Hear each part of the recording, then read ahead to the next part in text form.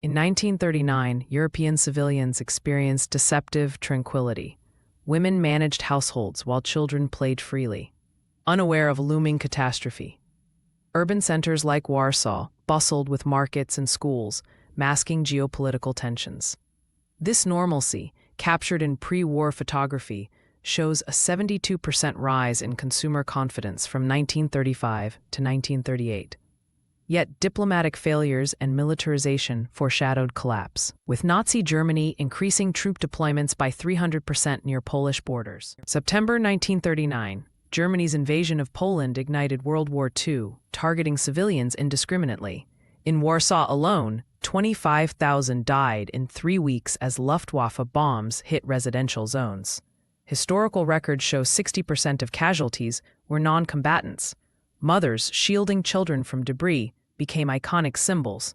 Hospitals overflowed. Infrastructure collapsed.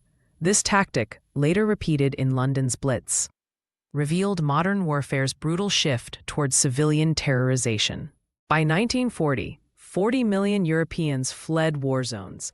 Endless columns of refugees, 80% women and children, trudged icy roads with minimal possessions. As depicted in Soviet archives, infants died from exposure at -20°C temperatures. The journey to safety often took months, with starvation reducing caloric intake to 800 per day. This mass displacement foreshadowed modern crises. Organizations like Emergency now treat similar trauma in 16 conflict zones globally. Refugee camps became death traps. London's underground stations housed 177,000 nightly. Disease spread rapidly in unventilated spaces. Typhus killed 15% of children in Warsaw's bunkers due to 10-person per square meter crowding. Women sterilized wounds with boiled rags. Improvised medicine echoing Emergency Foundation's modern field hospitals. Rations dwindled to 200 grams bread daily, causing 53% child malnutrition rates by 1942. Civilians risked sniper fire for essentials. In besieged Leningrad, women queued 8 hours for 125 grams bread rations, often adulterated with sawdust. Children foraged for dandelions or rats. Starvation killed 1 million residents. Black markets flourished. A single potato cost a week's wage. As 5.8 Commission documented in later conflicts, such scarcity breeds intergenerational trauma, with survivors' cortisol levels 42% higher decades later. By 1945, 13 million children lost parents.